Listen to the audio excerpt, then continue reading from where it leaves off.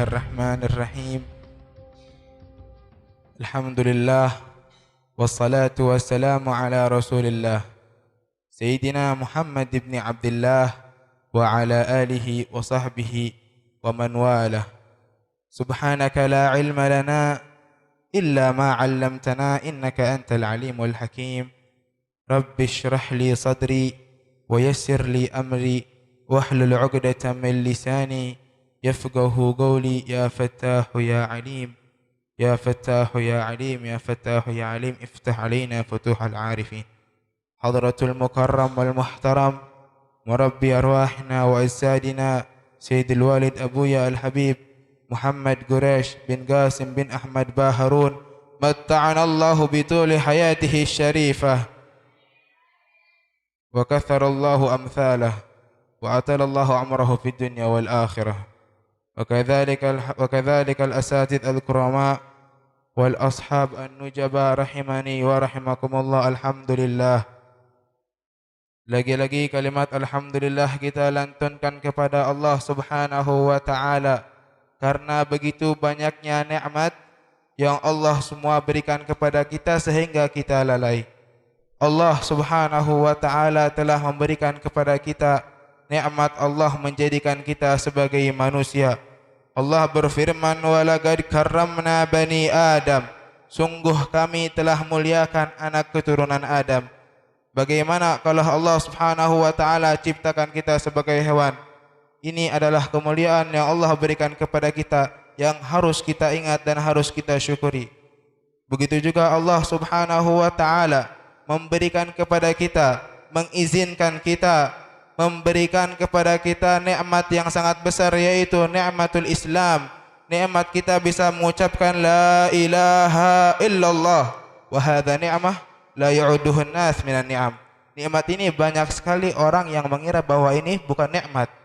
Rasulullah sallallahu alaihi wasallam bersabda, la ilaha illallah hisni, man dakhala hisni amina min adzabi. La ilaha illallah adalah bentengku.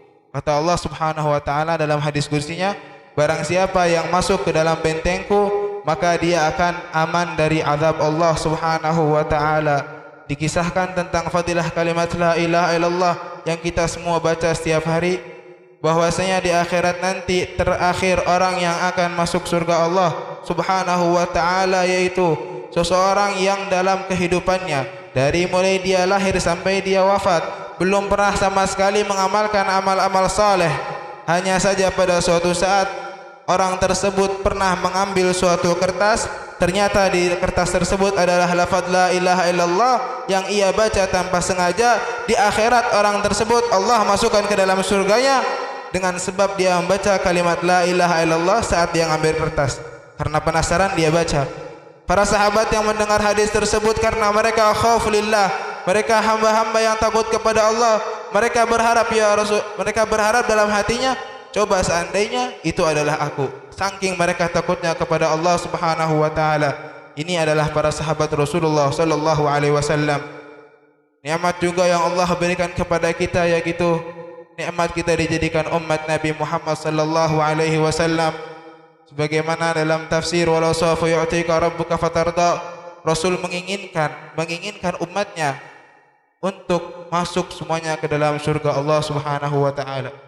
Ini adalah cinta yang hakiki. Kenapa bisa Rasul menginginkan seluruh umatnya masuk ke dalam surga tanpa melihat umatnya bagaimana?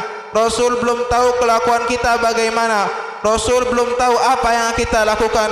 Rasul cinta buta kepada umatnya. Ya Allah, pokoknya umatku yang sekarang dan sampai hari kiamat, masukkan mereka semuanya ke dalam surga. Coba bayangkan kita mencintai seorang yang tidak ketahui. Cinta apa ini?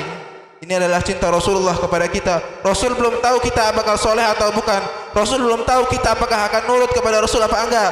Tetapi Rasul minta kepada Allah, ya Allah, semuanya umatku dari mulai sahabat ini sampai hari kiamat nanti, masukkan mereka semua ke dalam surga. Ini adalah cinta Rasulullah sallallahu alaihi wasallam tanpa melihat kepada amal kita dan lain sebagainya. Oleh karena itu kita syukuri dengan kita mengemban ajaran Rasulullah sallallahu alaihi wasallam. Nikmat juga yang berikan Allah Subhanahu wa taala kepada kita yaitu Allah Subhanahu wa taala menjadikan kita sebagai thulabul ilm, orang-orang yang menuntut ilmu Allah Subhanahu wa taala, yang mana setiap harinya hitanul bahr, hewan-hewan yang berada di laut sana memintakan ampun kepada para penuntut ilmu, maka insyaallah Subhanahu wa taala dosa-dosa kita digugurkan oleh Allah Subhanahu wa taala. Wa in ta'uddu ni'matallah la tuhsuha, banyak lagi nikmat lain. Kita bersalawat kepada Rasul, kita berada di masjid. Wa in ta'uddu ni'matallah la tuhsuha, seandainya engkau menghitung nikmat Allah Subhanahu wa taala, niscaya engkau tidak akan bisa menghitung nikmat Allah Subhanahu wa taala. Oleh karena itu, kepada kita semua jangan sekali-kali kita bertentang atau tidak menerima dengan qada dan qadar Allah Subhanahu wa taala. Jangan kau sekali-kali menentang qada dan qadar, tidak terima dengan qada dan qadar sebelum kau mampu menghitung seluruh nikmat Allah. Kalau engkau bisa menghitung seluruh nikmat Allah, silahkan bandingkan apa yang Allah berikan kepadamu berupa kebaikan dan keburukan, bandingkan banyak yang mana. Oleh karena itu, ketika kita kurang atau menurun iman kita melihat qada dan qadar yang Allah turunkan kepada kita, lihatlah kepada nikmat-nikmat. Akan tetapi hal ini adalah sangat sulit dilakukan kecuali oleh orang-orang yang diberikan Allah Subhanahu wa taala taufik dan hidayahnya. Rasul sallallahu alaihi wasallam pernah bersabda dalam hadisnya, "Ta'annu fis salawatil khams." Perlahanlah kalian, atau tumaninahlah kalian, atau sakinah wal wagarlah kalian dalam melakukan salawatul khams, salawat yang 5. Salat 5 waktu ini adalah pusat diterimanya seluruh amal kita, dari mulai kita dilahirkan sampai meninggal. Semua amalan yang kita amalkan pusatnya adalah dalam salat. Nanti di akhirat nanti malaikat akan melihat yang pertama adalah salat. Ketika salatnya beres, semua amalnya dikasih keringanan. Akan tetapi ketika dilihat salatnya ini rusak, maka amalan-amalan yang lain akan dipermasalahkan juga. Dan juga wa ta'annu fi ziyaratil ulama, yang betahlah ketika kita duduk bersama para ulama. Oleh karena itu, ketika kita belajar kepada Al-Habib Quraisy, mendengarkan nasihat Al-Yabanis dan guru-guru lainnya, hadirkan hati kita dengan tenang, jangan tergesa-gesa. Wa ta'annu fis salati wassalami alaih, dan juga perlahan-lahanlah dalam bersalawat kepada Rasul. Yang tumaninah kalau salawat kepada Nabi Muhammad sallallahu alaihi wasallam, terutama kita seminggu sekali, jangan sampai momen 1 minggu sekali ini terlewatkan begitu saja. Bagaimana konsekuensinya jika kita terburu-buru dalam 3 hal yang tadi? Fa in ista'jaltum muttum ala su'il khatimah. Kalau kalian tergesa-gesa dalam 3 hal tersebut, maka dikhawatirkan kalian akan meninggal dalam keadaan su'ul khatimah. Wa man ta'anna, barang siapa yang perlahan-lahan tumaninah, sakinah wal wagar dalam hal-hal yang tadi, famata, kemudian dia mati, mata ala husnil khatimah, maka Allah Subhanahu wa taala akan meninggalkan dia dalam keadaan husnul khatimah. Tiada hal yang berharga di dunia ini kecuali meninggal dalam husnul khatimah. Ya Allah biha, ya Allah biha, ya Allah bi husnul khatimah. Wassalamualaikum warahmatullahi taala wabarakatuh. Wadah yang diletakkan di bumi ini, yang mana wadah-wadah tersebut Allah isi dengan air dari Allah Subhanahu wa taala, Allah isi nafas dari Allah Subhanahu wa taala. Dan ketahuilah wadah-wadah tersebut siapakah itu?